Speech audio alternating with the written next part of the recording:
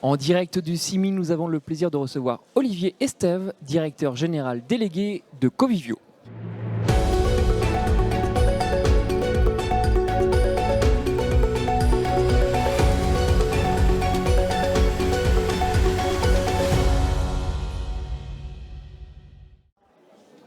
Olivier, bonjour.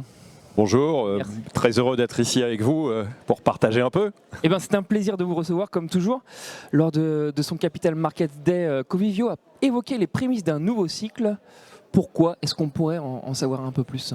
Écoutez, on a un environnement immobilier qui a été fortement impacté par la hausse des taux qui a suivi l'épisode du Covid. On a eu 300 points de base de hausse des taux. Ça a entraîné évidemment une baisse des valeurs importante et ça a perturbé les marchés.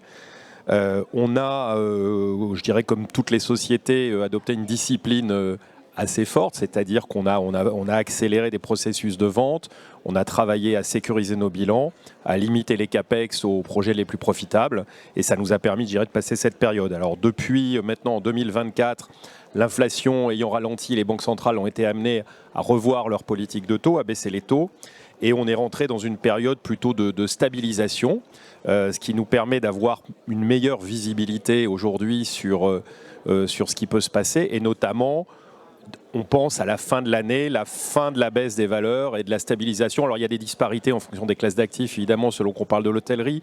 Le bureau, qui est également une classe un peu fragmentée entre les bureaux très centraux et les bureaux de périphérie. Mais néanmoins, c'est ce qu'on ressent. Donc après 2 ans, grâce à notre discipline, notre politique, on a maintenu la solidité du bilan de Covivio. On a un ratio d'endettement qui reste à 40%, en dessous de 40%, une maturité de la dette depuis 5 ans. Et cette visibilité améliorée nous permet d'être plus confiants, même si on fait du direct, donc même si on a quand même une conjoncture, notamment l'environnement politique, ce qui se passe en France autour du budget, ou en tout cas de l'absence de budget, ce qui se passe également en Allemagne, un ralentissement économique.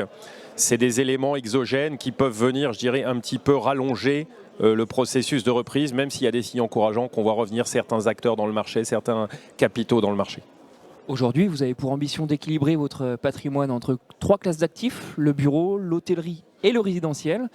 Êtes-vous loin du compte et comment allez-vous faire pour parvenir à vos fins ? Alors oui, on a effectivement annoncé cet objectif qu'on avait déjà annoncé, mais là on l'a écrit, donc il est plus engageant, même si on a donné un horizon de temps assez long, parce qu'il ne s'agit pas de se précipiter.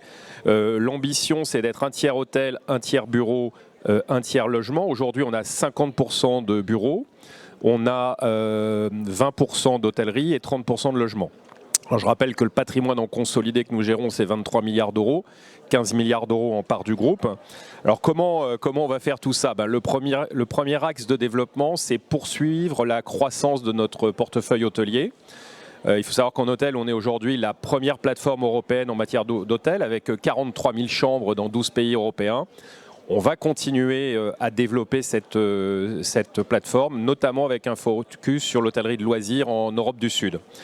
Sur les bureaux, on va continuer notre mouvement d'amélioration de la qualité, ce qu'on avait baptisé Fly to Quality et de centralité, avec un objectif d'avoir à terme 80% de nos actifs dans les centres-villes, contre 69% aujourd'hui.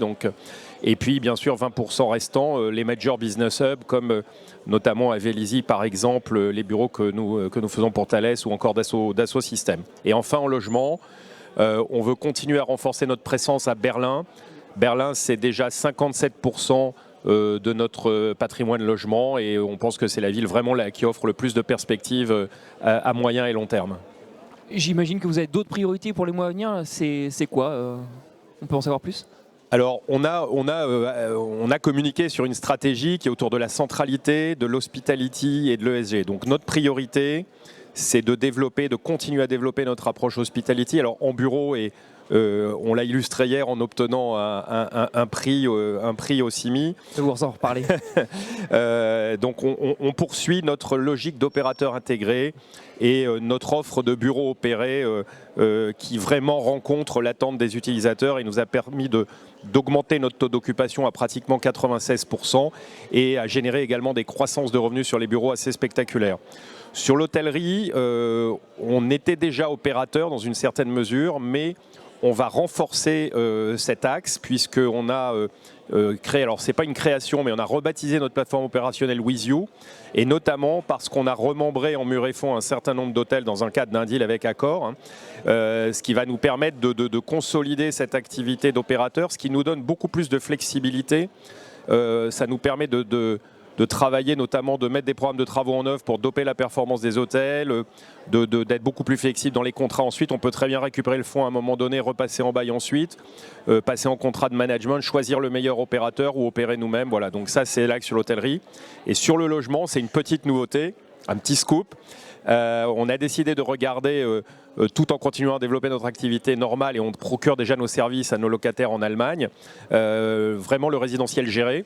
Et on a 3 premiers projets qu'on travaille. Le premier sur Alexanderplatz, 300 appartements meublés donc, qui sont en cours de développement. Et puis 2 projets en France, voilà, pour poser les fondamentaux d'une activité de logement géré. Bon, vous l'avez dit, vous êtes monté hier sur le podium des Grands Prix CIMI pour l'atelier. C'est un projet où vous êtes installé.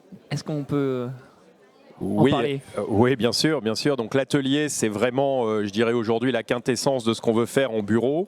Nous, on était très heureux parce que c'est un jury entièrement composé d'utilisateurs, et ça veut dire pour nous que on travaille dans le bon sens.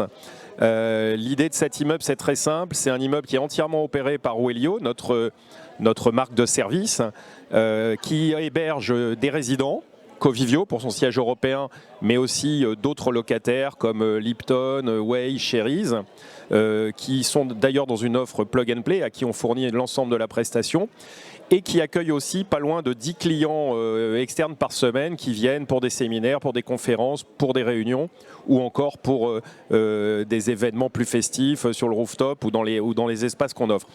Et c'est de notre point de vue cette intensité d'usage qui quelque part va dans le bon sens, parce qu'elle permet d'être plus vertueuse. On utilise l'immeuble. Mon ambition, c'est 110%. Alors, ça ne sera peut-être pas 110%, mais on accueille aussi des associations le week-end qui ont fait profiter nos espaces sportifs, par exemple, mais qui va vraiment dans le bon sens et qui permet surtout de payer et de rendre viable économiquement pour les entreprises ce niveau de service augmenté. Voilà. Donc ça, c'est vraiment quelque chose qu'on va continuer à pousser, et on est encore une fois très fiers d'avoir eu ce prix. En tout cas, pour l'avoir visité, c'est une réussite. Merci. Merci beaucoup Olivier pour cet éclairage. Est-ce que je peux rajouter un tout petit mot, parce que sinon je vais me faire engueuler. L'autre pilier, c'est l'ESG. On a une politique évidemment ESG, c'est moins 40% d'ici 2030 sur nos émissions carbone, et un plan de capex vert de 235 millions. Et c'est surtout là aussi une nouvelle politique axée sur la biodiversité et favoriser la renaturation en ville, préserver les espaces de pleine terre, etc. Avec une ambition d'avoir 100% de nos immeubles certifiés fin 2025. Il n'y aura pas de dispute, le message est passé. Merci beaucoup. À très vite pour une nouvelle émission sur BITV.